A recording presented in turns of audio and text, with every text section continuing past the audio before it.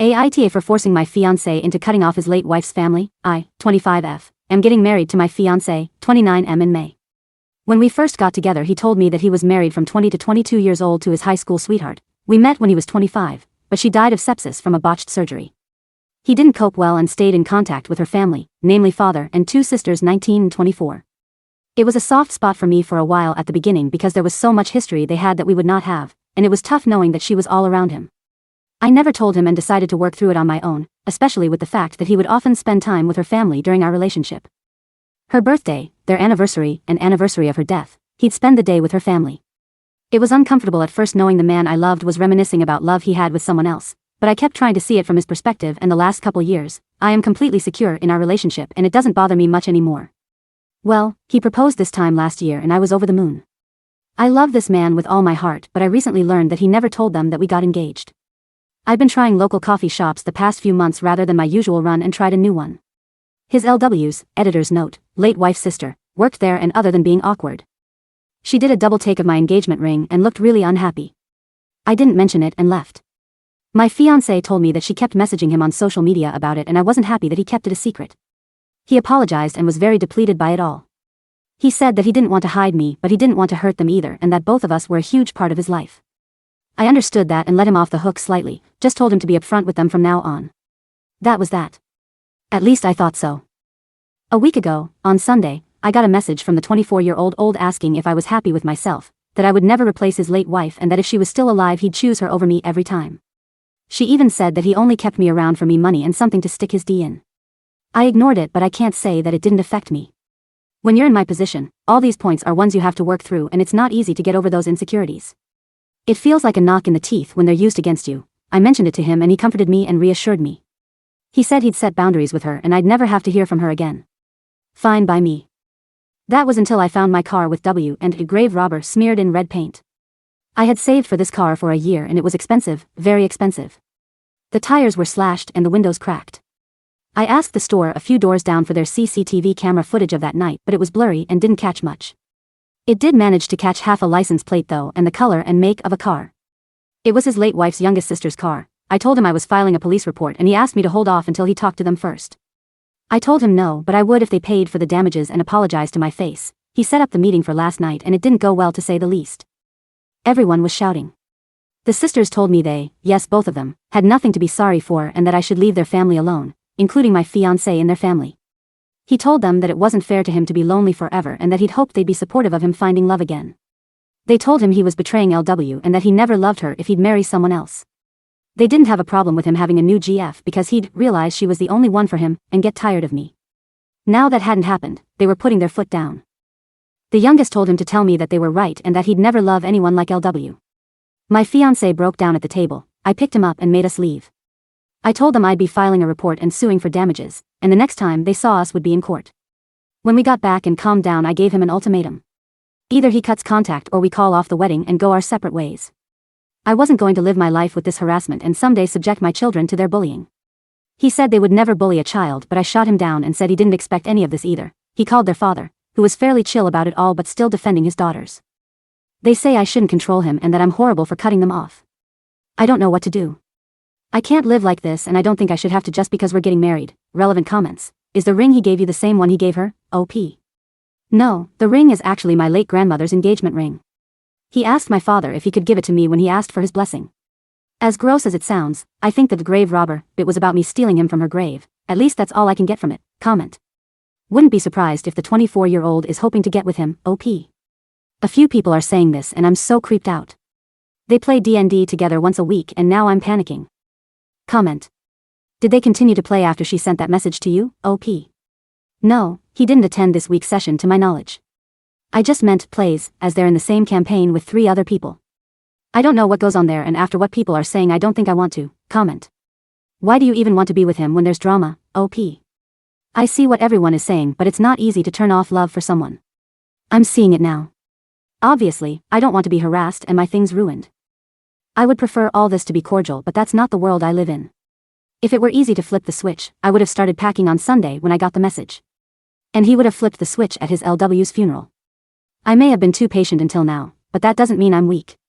This is the crossroads and I'm ready to take whichever path I have to. Let's hope he is ready too, comment. Where are his parents in this, OP? They were old parents, in their late 40s when they had my fiancé, so they've retired and he never wants to bother them with anything. I doubt they even know about any of this. I might bring up that he needs to get their input because the way they're treating him is gross and wrong. Comment. So they wouldn't treat children that way, but he's okay with them treating you that way, OP? He never said that. I think I hit a nerve when I mentioned children and got defensive. He didn't want children until he met me and now he really wants to be a father. Update 1. I have a discussion with my fiancé either later today or tomorrow about my ultimatum. I didn't sleep at all yesterday or the night before, for obvious reasons. There's a ding on my phone at least once an hour from them saying one thing or another, mainly the 19-year-old, and I don't know what they've told people, but I've got a message from one of their uncles and grandparents calling me horrible stuff too. So obviously they've been spreading what's happened this week and twisting it. I haven't blocked them because I want to gain as much evidence as I can for the inevitable case. Regardless of any outcome with my fiancé, I will be suing and filing a criminal case for harassment and vandalism and looking for a restraining order. I just haven't had the mental fortitude to do so yet. I'm hoping my fiancé will help me. I haven't spoken to my fiancé since the argument at the table, other than to tell him they go or I do. It was my choice to give him a couple days space to come to terms with everything, and I will contact him when I'm ready. All of this, from the first message till now, has been a week. It's a huge weight to contemplate leaving people you've known for 15 years and who you grew up with. He did set hard boundaries with the sister from the coffee shop, as I've seen the messages. He said, paraphrasing, "You have no right talking to OP at all if this is how you're going to behave. She doesn't deserve this and you've gone too far. Why are you being like this?" And she responded with more name calling and back and forth. He ended by saying not to message me again and to make sure everyone else does the same. I was happy with that. At this point only one person in that family had an issue, to my knowledge, so it was silly to have him cut all of them off. It may not be enough for some, but it was enough for me to feel safe and comfortable. For those saying he needs therapy and counseling, he's already getting it. He's been getting it since before we even started dating after an incident at work. I don't know about any of their family though. The first time I had a conversation with any of them was that night. Some people are wondering what LW died of, and it was a botched weight loss surgery where she died of sepsis. People were wondering if he was somehow the reason behind the surgery.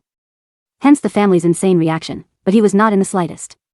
He likes bigger women and wouldn't pressure something like that onto her. Speaking from experience, I also want to clear up the not calling the police about the car thing.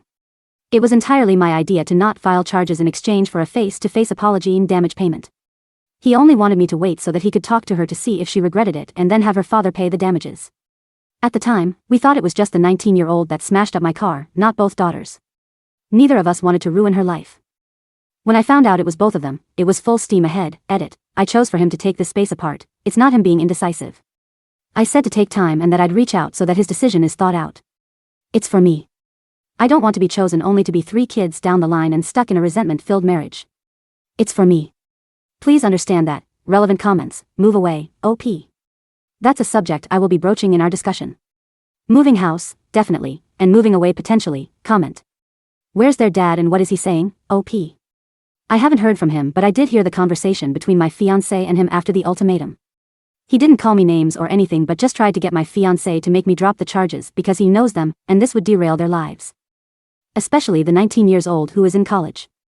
I think, and this is just an opinion, that he let them get away with murder after his eldest died, comment. Just an opinion, but I don't see how him not giving OP an answer yet makes him horrible, especially since she told him to leave her alone, OP. You're 200% correct. I have told him not to contact me until I feel he's had enough time alone to really choose. He may have chosen me the second I issued the ultimatum. I don't know because I want this to be a thought-out decision, otherwise it'll lead to resentment, comment. Just to be clear, OP. Oh no, an apology won't cut it anymore. Not a chance. Like I said, I will be filing charges and a lawsuit. I just hope my fiancé will support me in that because nobody should have to do it alone, comment. It's been a week of no contact with him, OP. I'm sorry, a lot of people are getting confused on this and I'm wondering where I went wrong. It's been just under 2 days of no contact with my fiancé, not a week. I got the message from SIL a week ago on Sunday, comment. Has he been helping them financially, OP? No, I control the finances and there's no chance. Our salaries go into a shared account, etc., comment. How did they get your number, OP? It's through Facebook Messenger. Update 2. Well, what a wild morning I've had. My fiancé came over bright and early this morning and I've never been so damn tired. You may want to take a seat because this will be long. Sorry in advance.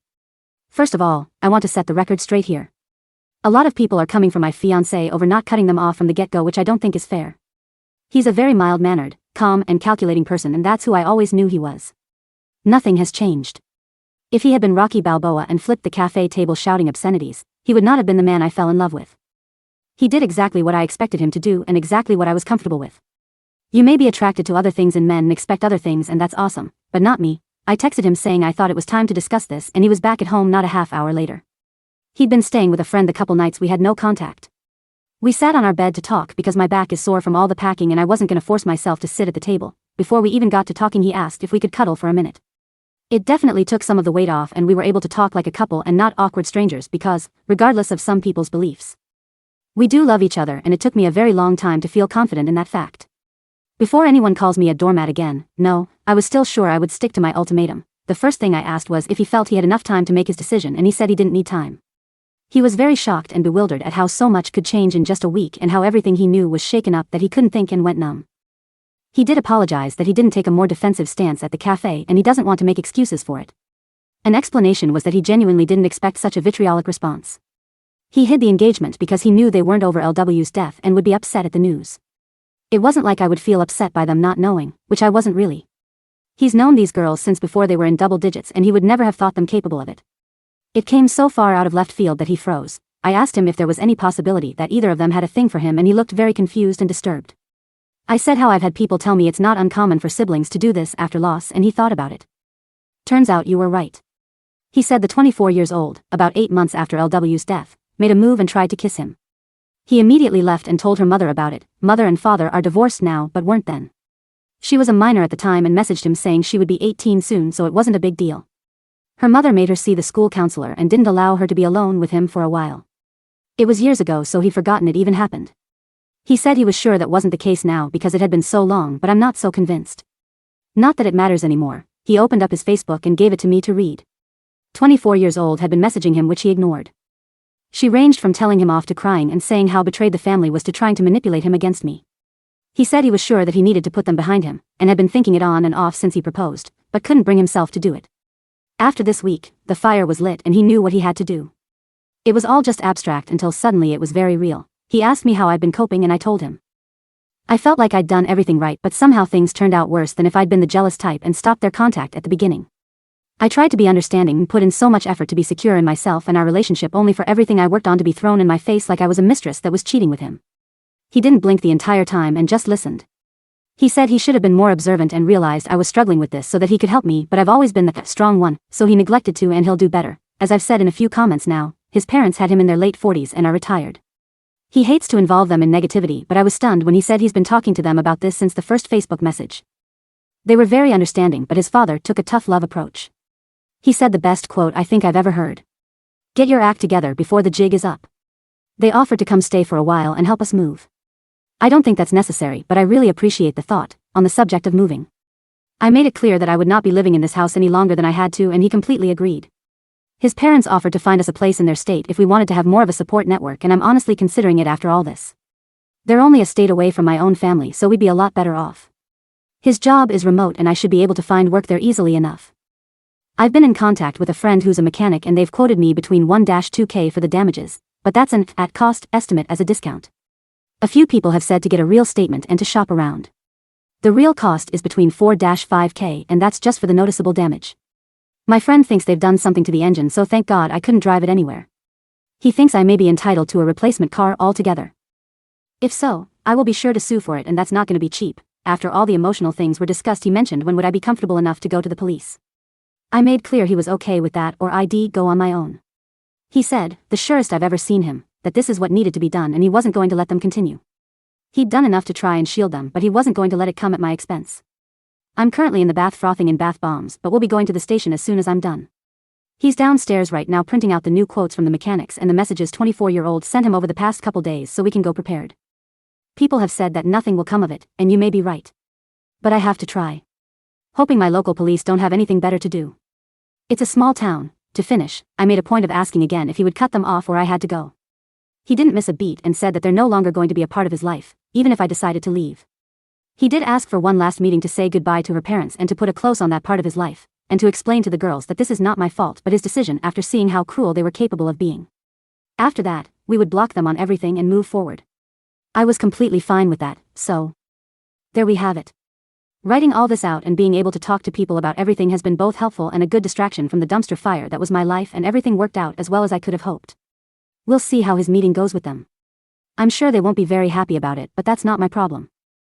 Relevant comments. Why does he want to meet with the girls? OP. I think he's trying to protect me retroactively. He feels awful that I had to do it on my own for a bit, for lack of a better term, and he wants them to know it's his decision and not mine so that they leave me alone. It won't work, but I appreciate his sentiments. Comment. Why does he need to give them closure? OP. It's not for them, it's for him. He's losing a stage in his life that took up 15 years. I won't begrudge him for how he closes it. Comment. Have them meet in a public place. OP. We discussed this and it'll be taking place at the same cafe as the last one. My mechanic friend will be at a nearby table and it will be recorded. He's offered me to go, but I'm debating it. Comment. Have him record the convo. OP. He's going to record it and my friend is going to sit at a nearby table to film. Update 3. So, it seems I've been naughty because I got temporarily banned from here for 3 days. In chat someone was calling me every derogatory and sexist term imaginable, but I was put in timeout for defending myself. I appealed, but the appeal took the ban time anyway. Oh well. Sorry this update is taking so long for reasons stated above. So we drove down to the police station with our block of paperwork and had a couple hours talk. They were so sweet about everything. As some of you expected, they did say I should have come earlier, but they didn't really care because it was only a few days. They said that it often takes people about this amount of time to actually file charges if they weren't in immediate threat or danger, so unless someone was about to throw punches. I handed them everything and it looks like I've got plenty of evidence. They'll be contacting my insurance on my behalf to get the ball rolling, and so they can come to do a check of my car themselves. And then they can open a claim with me if I want. They're not filing a claim, they're just notifying about the criminal damages. I filed criminal charges for harassment and vandalism and they'll notify me with more details about my restraining order this week. My fiance told the police that he was planning on meeting with LW's family and asked if that would contradict my case, and they said no. We're not married at the time of filing, so legally we're two separate entities in the case. Or something, so, my car is totaled. My mechanic friend, I'm gonna call him Tom because I can't keep saying my mechanic friend. So Tom and his partner at the shop did a full check on my car and this is the damage they found: shattered windshield, 4 slashed tires, 2 broken windows, paint, obvious, I think, unknown substance in the engine oil. Battered bodywork. They said with this amount of damage, I should just go for a new car, so that's what I'll be doing. If anyone is curious, it was a Volvo. I'd always wanted one and managed to buy one new 2 years ago. Either they get me a new car if they be set back about 60K. Either way I'll be alright. The amount classifies the vandalism as a felony, so they could be looking at jail time too. My fiancé met with the family on Saturday and Tom sat by the window. I currently live in a one-party state, so as long as my fiancé consents, the recording can be used in my case. While it may not be as drama-filled as some of you may want, it was still pretty stressful to see. They met at the same cafe that we did before and Tom sat a few tables away. Fiancé arrived after their father and before them. For the best, because they managed to have a calm conversation for once. Fiancé told him how he was feeling and FIL was very understanding but still trying to minimize. He was saying things like, you know, they miss LW, and they'll come around and just need time to come to terms with you moving on. He kept trying to initiate paying for the damages, but the fiancé wouldn't talk about it until the sisters arrived. It was like butter wouldn't melt with the 24-year-old, but 19 came in like the Tasmanian devil. My fiancé didn't acknowledge anyone until it had all settled down, where he said this would be his last meeting with all of them and they'd be going their separate ways. He turned to the girls and said that he would miss who he thought they were, but the way they could treat people horrified him, especially me. He said that this was all him and they needed to accept that I was not to blame. He even said that it was me who offered the apology in exchange for not filing charges. The 19-year-old then interrupted asking what charges and that no one was going to charge them for barely touching a car. She was a deer in headlights when he asked what they'd done to the engine oil, and the two looked at each other. Seems they didn't expect me to find that out. Cue up the groveling. 24-year-old actually tried to touch his hand and told him he had to stop me pressing charges because this would ruin her and interfere with 19-year-old's college. He said it was too late and the cops should be issuing a warrant soon. It can take a few days. I thought it was an instant thing, but apparently not. This is when their dad got involved again and said for everyone to calm down and fix this like adults. Now he wants his girls to be adults. I see. He asked if the fiancé would convince me to drop the charges in exchange for that apology and he'd pay the damages. When my fiancé said it was 60K, the eyes he gave to those women would shave the hair off a cat. The video wasn't the best, but I swear I could see the color drain from their faces. I may sound awful, but I enjoyed it. Call me what you will. They kept going on about apologizing and that they'd pay, but he just said it was too late and he was done. He tried to be civil, but they were the ones that wouldn't let it go. 24-year-old actually asked him to set up a meeting with me so they could get to know me and put it all behind us. He didn't reply, and after the silence they piped up again like, so she won't even meet us? So she's behind all this because she doesn't want us around. We'll see about that. Not using exact quotes because I don't know if I'm allowed, so not risking it. Things like that, they went on, and frankly it was funny more than hurtful. But they did incriminate themselves more and more for my harassment case, and the nail in the coffin was when 19 years old said, if we can do that to a car, imagine what else we could do. That, my friends, is both a confession and a threat of bodily harm. My fiancé said one loud stop before wishing FIL well and telling the girls to not come near me. He then got up and left.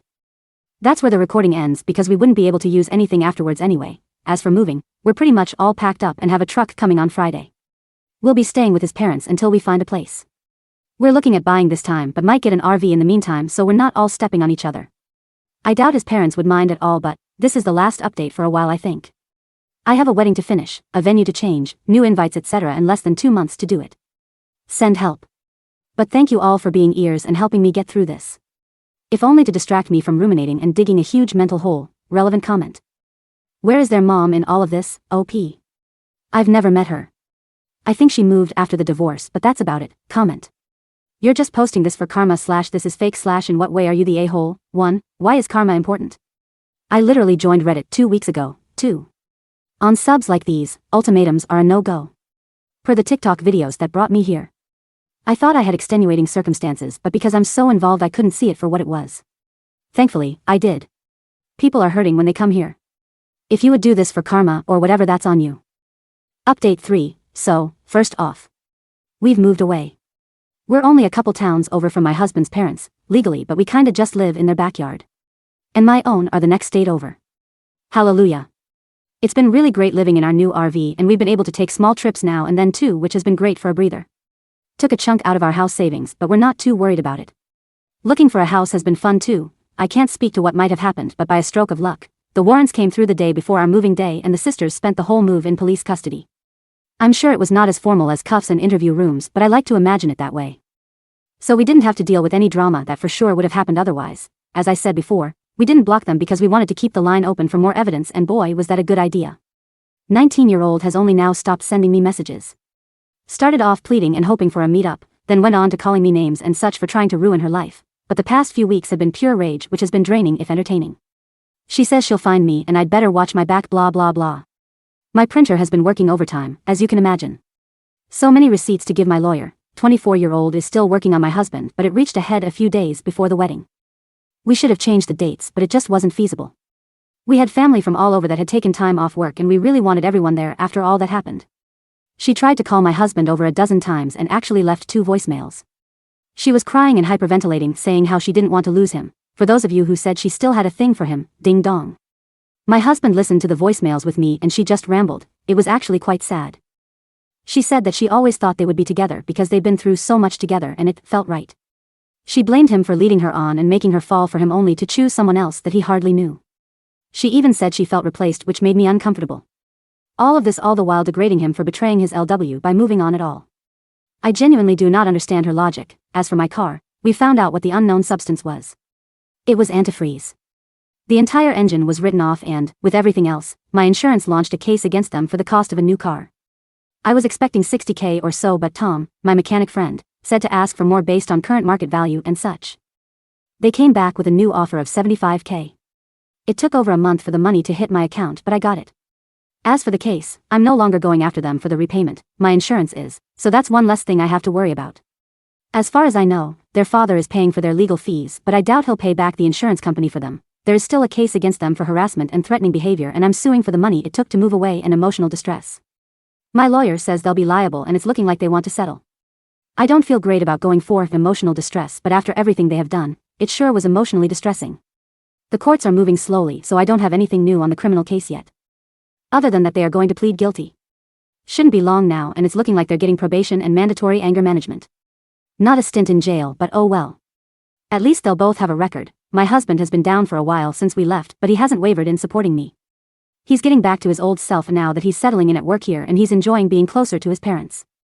It's been great for our relationship too because we all get on so well. As of the 21st, I'm a married woman. It was very hectic and stressful to change basically our entire wedding in 2 months, but we did it and our guests were so understanding. We had to settle for a few things like our cake and catering, but everything else worked out amazingly. Now, we couldn't imagine it any other way.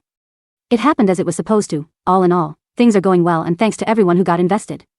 It's been a tough journey. I'm just glad to have them out of my life.